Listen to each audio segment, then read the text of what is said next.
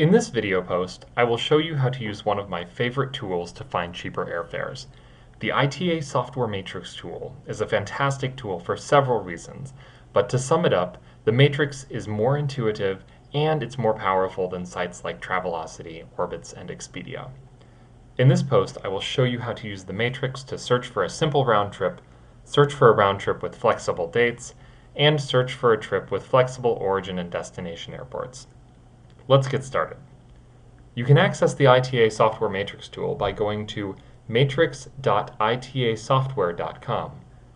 When you get to the matrix, your screen will look something like this. Don't worry if your screen looks slightly different from mine. You should be able to see everything you need to do a basic search. Now, I'll do a simple search for a trip. I want to find a trip from Des Moines, my hometown, to Munich during Oktoberfest. I'll enter the first few letters of Des Moines and select Des Moines from the box when it pops up. Now I'll just type in Munich and select that. This year, Oktoberfest runs from September 21st through October 6th, so I'll select those as my departure and return dates. Now I'll click Search. The matrix will now search for flights. This might take a few moments. Now that we have some flights, let's take a look at the results. The first box shows the lowest price for each airline and number of stops. The second box is more interesting since it shows all of our flight options. The drop-down menus across the top of the second box allow you to filter your search results to find the best flights for your trip. We'll come back to these in a bit. Below the filter options, we can see a list of possible flights. By default, the matrix displays complete trips, from least expensive to most expensive. There's a lot of information here, and there's actually an easier way to view this.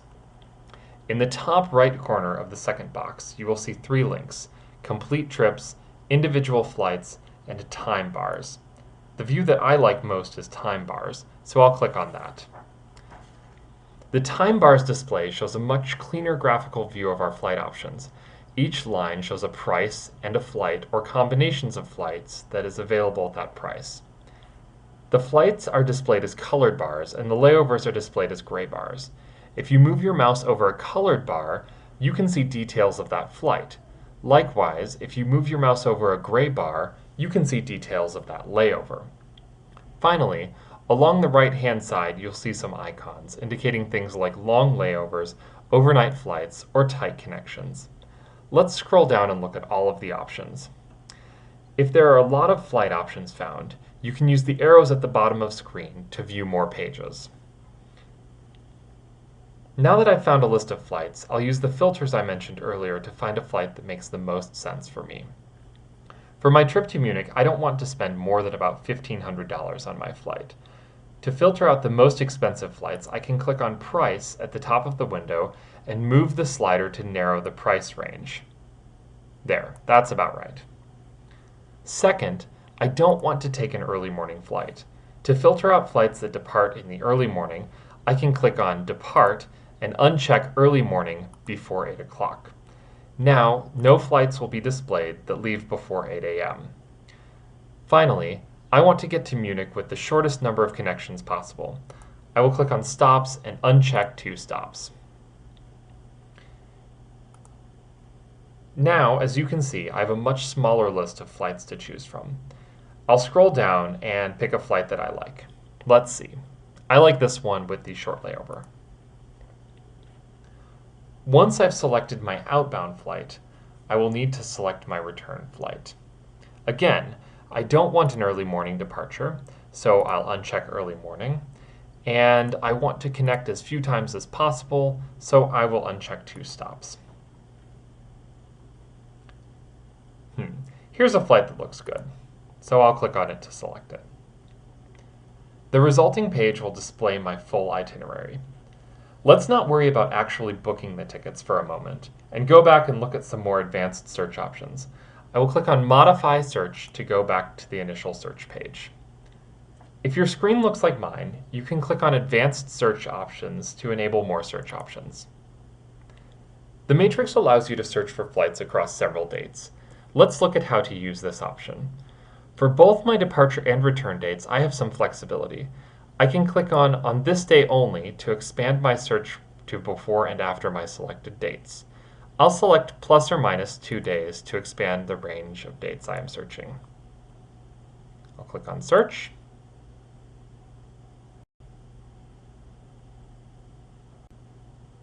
Now I'm back at the results page. I can use the filters like I did in my first search, but I see a flight that works for me right away, so I'll click on that. Again, I'll select my departure flight.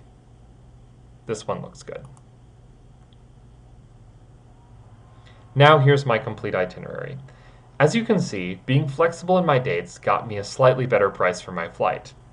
Now I'll go back and modify my search to look at multiple airports. The matrix will allow you to search for flights from multiple origin and destination airports simultaneously. This can be especially useful if you're able to drive to another airport or live nearby multiple airports. For my trip, I can fly out of Des Moines, Minneapolis, or Chicago. I will enter the airport code separated by commas for these 3 airports in the departing from box. DSM for Des Moines, MSP for Minneapolis, and ORD for Chicago. The matrix can also automatically find nearby airports. Let's look at what is around Munich. I'll click on Nearby to find a listing of airports near Munich. Let's see. Let's look within 100 miles. There are a few airports within 100 miles, and I could select one or more of these, but to keep things simple, I'll just plan on flying into Munich.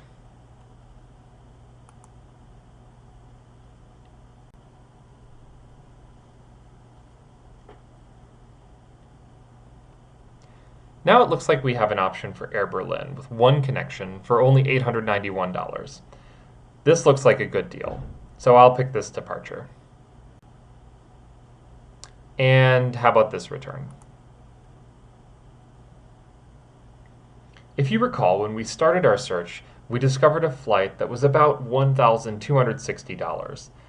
By using some of the Matrix tool's advanced search options, we found a flight that works for us and costs only $891. In my next post, I'll show you how to take the results you get from the ITA software Matrix tool and actually book your ticket. In the meantime, you can visit my website at flyingconsultant.com for more tips, tricks, and posts about making your travel experience more affordable and more enjoyable. Thanks for watching.